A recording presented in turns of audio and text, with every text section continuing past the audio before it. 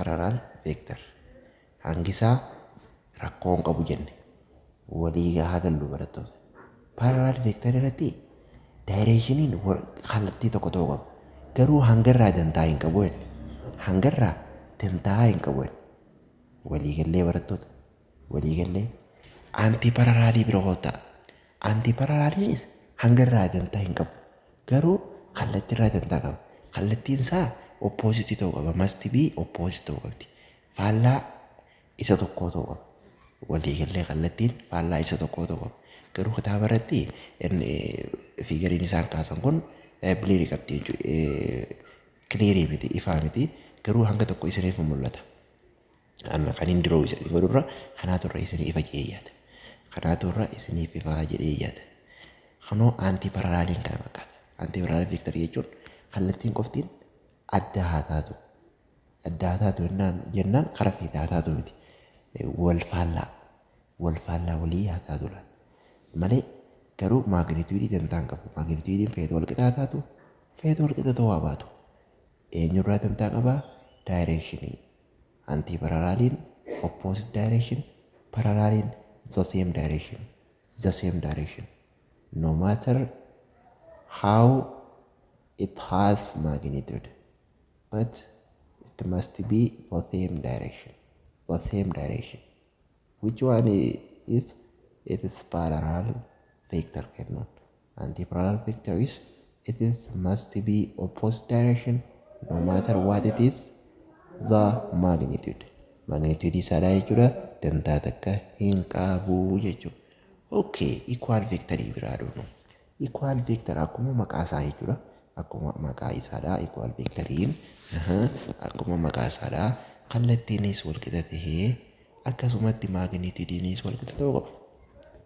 Magnitude yookaan yeroo irra deddeebi'ee kan ta'an egaa magnitude jechuun length of arrow jechuudha. Direction gaafa jennu types of arrow mataa xiyyaadhaa garuu dheerinni xiyyaadhaa maal bakka bu'aa? Magnitude bakka bu'aa. Garuu mataan xiyyaadhaa maaliif kallattii bakka bu'aa? Kun isiniif ifa jedheeyyaata. Isinii galee barattoota isinii galee jedhamtedha. Asirratti egaa wanni tokko negative of vector jedha. Negative of vector fayyadu. Negative of vector fi antiparallel vector wal duraa isin fakkaatin. Wal duraa isin fakkaatin barattoota. Adda adda jarri kun. Jarri kun adda adda. Adda adda bu'aan isaa wal fakkeessu illee ni qabu. Garuu adda. Maaliif jettan jechuu dandeessan? Yaa yoo arraayit. Dhugaa qabdanii sirriidhallee.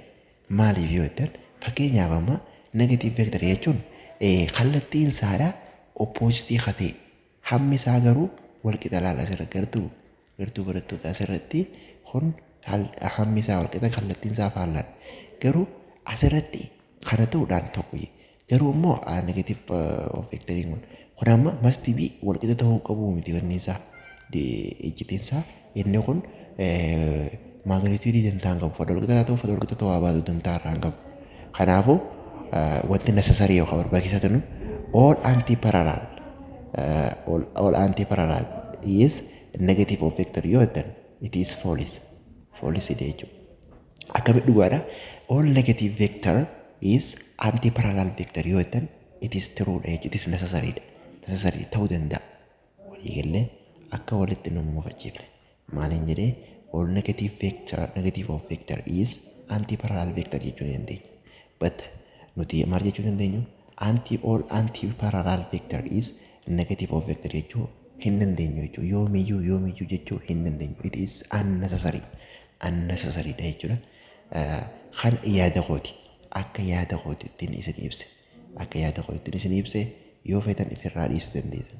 Qabachuu qabdan garuu negative of vectoriin wal qixa ta'uu qaba. Eenyuun magnituudhaan kallattiin garuu opposite ta'uu qaba. Eenyuun negative vectorii antiparalleliin kallattiin opposite ta'uu qaba. Garuu no matter it is magnitude yookaan size kennuun dantaa irraa hin qabu jechuudha. Wal qixa ta'uu isaa baatu dantaa irraa hin qabu. Eenyu antiparallelii bira gaafa dhufnu kallattiin gosa tokko no matter how it is magnitude kallattiin gosa tokko ta'uu qabu irraa dhimma qaba. Garuu magnituudii dantaa irraa hin qabu jechuu dandeenya. Waliigallee Okay, hanga ammatti jechuudha ifa jee yaada gaarii yoo ifa ta'uu baates na beeksisuu dandeessan. Equal vectoriinis kunoo akkuma diroowiidhaan kaafamee jiru jechuudha. Figariin kan equal vectoriin kallattiin gosa tokko magnituudiinis akkasumatti gosa tokko ta'uu qaba. Kallattiin gosa tokko magnituudiinis gosa tokko ta'uu qaba. Eenyu equal vector kennuun bifa sanii jechuudha. Okay, kota kana co-linear vectoriidha. Co-linear vector, there are vectors that lie along the same line or parallel line. Two vectors are collinear if they are parallel to the same line irrespectively of their magnitude and direction. Yoo wanni isaanis kabajuu baatan magnitude isaanis kabajuu baatanii jechuudha. Akkasumatti illee direction isaanis kabajuu baatanii yoo dhufan collinear vector jechuu dandeenya jechuudha. Collinear vector jechuu dandeenya. Waliigallee barattoota maal jennee inni tantarraa hin qabu. Eenyurraa wanni inni irraa qabu jechuudha asirratti line that along the same line irratti jiguusaa qofa. Lie along the same line or parallel line jechuudha.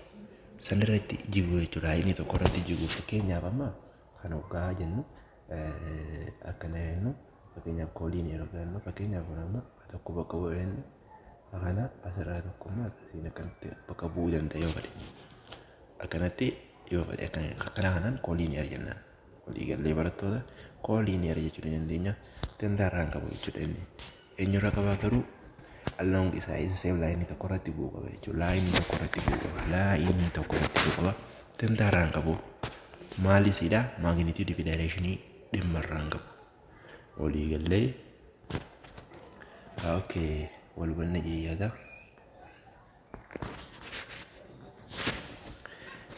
Coplanar vector. Okay, coplanar vector. Three or more vectors lying in the same plane or parallel to the same plane are known as coplanar vector. Coplanar vector jechuun sadii fi vectoriin sadii ol yoo plane tokko irratti jigde jechuudha. Yoo parallel to the same plane irratti jechuudha. Akka jedhanii maal jennaani coplanar vector jechuudha. Akkuma maqaa isaa planar jedha kun planar galtu planar jechuun plane qayyoo kanarraa jechuudha. Planar kan maqaa isaatti naawuni bakka bu'ee planeidhaan jechuudha. Plane tokko irratti kan nyaama x plane y z plane jira. Kanarraa fakkeenyaaf amma gaafa wanni qaaftan amma asirratti jiru fakkeenyaaf giraafii gaafa qaaftan kan asirratti jiru jechuudha. Asirra kan jiru the same plane irra jira. Kunis asii yoo jiraate the same plane asiinis yoo jiraate the same plane jechuudha. Asirra gaafa jiraatu akkasuma asiinis gaafa jiraatu the same plane jechuudha. Amma kanaafi asii kun oppositeidha waliif jechuudha. Waliif oppositeidha. Akkanaa kanaan collinear vector jennaan. 3 or more sadii fi sadii ol lamaa fi lamaa ol hin jenne sadii fi sadii ol hin jenne sadii fi sadii ol waliigallee okay waliigallee jedhee yaada. Zero vector. A zero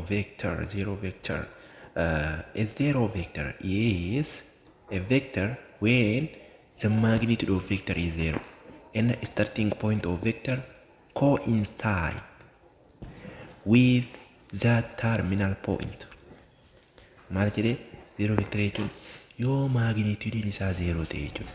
Starting point isaa coincide gaafa ta'e. With what? With terminal point. Terminal point dha wajjin gaafa coincide walitti gaafa dhufe jechuudha. Zero vector jennaan. Zero vector.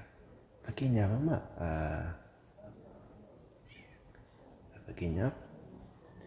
vector takka akka representation gaafa goonu amma akkanatti gaafa deemtu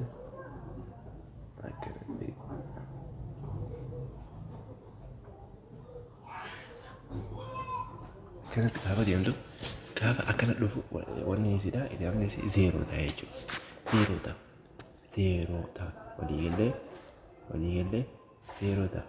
Garuu yoo akkana ta'e zero hin ta'u malee akkana yoo ta'e zero hin ta'u. Yeroon akkamiin jedhe akkanaan jedhan.